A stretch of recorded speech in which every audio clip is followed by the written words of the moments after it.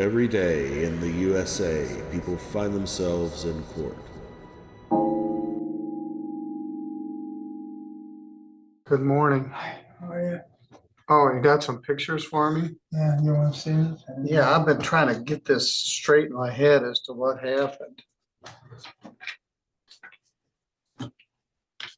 We don't have a figure from, they're trying to get a hold of the road commission to find out if it's road commission or if it's MDOT. The bridge apparently was okay. It was that metal warning thing they have, and he would have been coming southbound, it looks like. I thought he was, one part of the report says it was the northbound, and that part says it was southbound.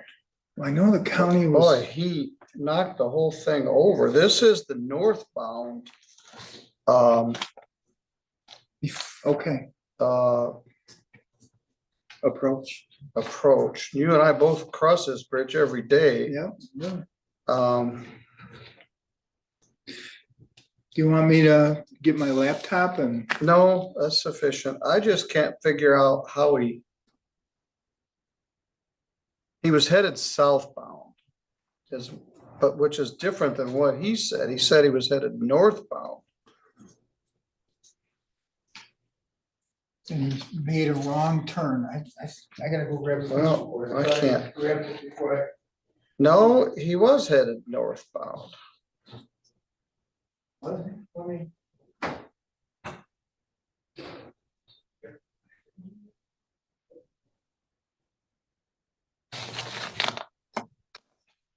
Good morning. Morning, Ron. Beautiful day today. Yeah, go ahead and have a seat. We just sprayed down the table there. The defendant before had a cough, so I asked him to. Yeah, they're spraying down everything out there. Yes. I have them spray you down before you leave. All right, thank you all for being here on a timely manner. We're gonna try to go over to Three Rivers during lunch for Tom Robertson's farewell lunch, so this will work out. We just have one sentence set here at 11.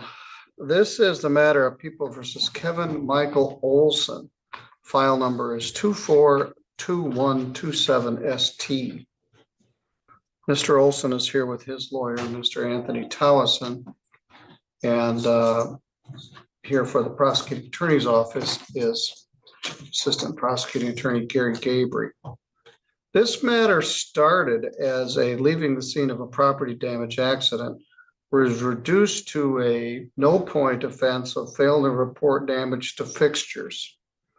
257621 under the Motor Vehicle Code.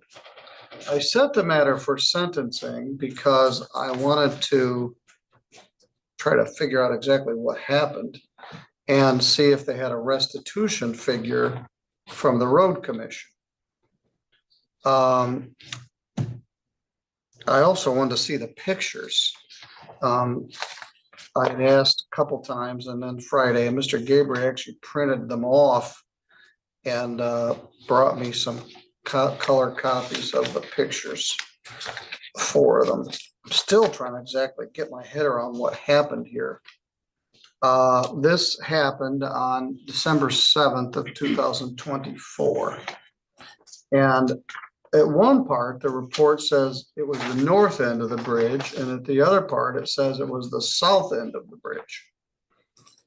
My recollection is the defendant lives at Barton Lake, north of this area, just into Kalamazoo County, which would indicate he would have been going north. What I can't figure out is how he got through the southbound gate and through the bridge before he hit the northbound gate. So did I have this correct, Mr. Olson? You hit the gate on the far side of the bridge? Yes, Your Honor. So you got, I don't know how you got under the the Sure. gate on the south side. It's my understanding about 3 or 4 days before the southbound gate was taken out by someone. And Okay, so when he was traveling, and it's the first time he had ever been over the bridge, he was able to make it through. There was no gate on the southbound. and now that you mention it, I think somebody hit it twice. Now Mm. the gate on the south side of the bridge has the plastic tubing that hangs under it. And all right, because he would obviously not have been able to get under it. So that may explain how you got through the bridge to the northbound side. All right, that may help me. All right, Mr. Towson, what would you like me to know? Judge, beyond the, those unusual circumstances, it was my client's first time using the bridge. And again, there was no height marker as he was going north and made it through that, the southernmost portion of entering the bridge. My client's highly embarrassed about what happened. And, he's remorseful. Earlier, the day of the plea, you talked about the inconvenience that it caused people within the community. And my client, the next day when he went through and it was light, he had a chance to take a look and be familiar with the signage and stuff. And he just, shook his head and is really sorry that he's in the situation and caused the inconvenience. He contacted the police. The police came out. He spoke with the police. I believe the police report indicates that he was apologetic. My client also contacted the road commission and tried to get a restitution figure and was never given a figure and really never heard back from the road commission. And, here we sit today. So my client lives in not only Michigan, but also in Oregon. He's a dual property owner and he's got a good driving record. Yes, I don't think he had anything but a speeding ticket. Mr. Gabriel, do you have any luck with the restitution issue with the road commission? No, Your Honor, we're trying to get an idea from them what it costs to reset the metal footing or the concrete footings and the metal posts that go up and then the plastic. And as of right now, I still don't have that figure. I believe it's the county, not MDOT. So it should be simple enough to get. I just don't have anything. I do have insurance information and he was insured. Police officers got a copy of all of that information. So I guess if push comes to shove, I can always go after his insurance. All right.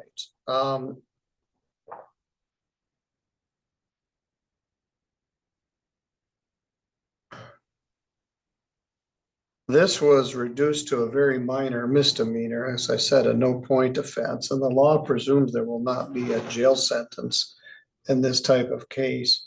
But I don't believe your story that you would smash into this metal. You not only hit the bottom, which are the tubes that hang down below, you also hit the metal gate, which is substantial, made of steel. They put them up several years ago. At the north end, there's a flashing sign that says, height restrictions, it flashes. At the south end of the bridge, I think it also flashes, but there's a sign that says, your GPS is wrong. You can't get through this bridge. So I guess I could assume that if they'd already taken the southbound gate down, they got tired of people actually hitting the bridge. They just did several $1 million worth of reconstruction. They took the foundation off of it and steel girdered it. It should be good for the next 50 years or longer. And then they redid the decking and they redid the sides, and it's our little historical marker. So within the last 8 or 10 years, they put these gates up. But I do not believe that you didn't realize you hit that. It knocked the whole thing down, blocked the whole road, so no one could get by either way. knocked a power line down. They had to call they were out there for hours. They had to get the road commission out there. They had to get the power company out there from the Sturgis Dam. I think it was actually Sturgis Power. And then there in the middle of the road sits your camper. And you drove all the way to Vicksburg without realizing your camper was gone. Then you went to bed and called at noon the next day. So I don't believe you, but I don't have any information to the contrary. So I'm stuck with what the prosecutor's stuck with. You left, nobody saw it. You didn't call until 12 hours later.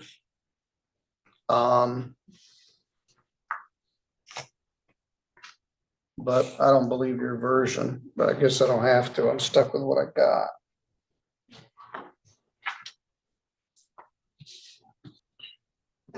The law presumes there won't be a jail sentence, and I can't speculate on what was really going on.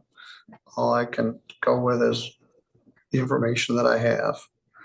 $100 fine, $75 crime victims' rights fee, and a $50 state minimum fee. $225 we're going to reserve on restitution. Mr. Gabriel's probably right. This will probably come down to the road commission contacting your insurance carrier.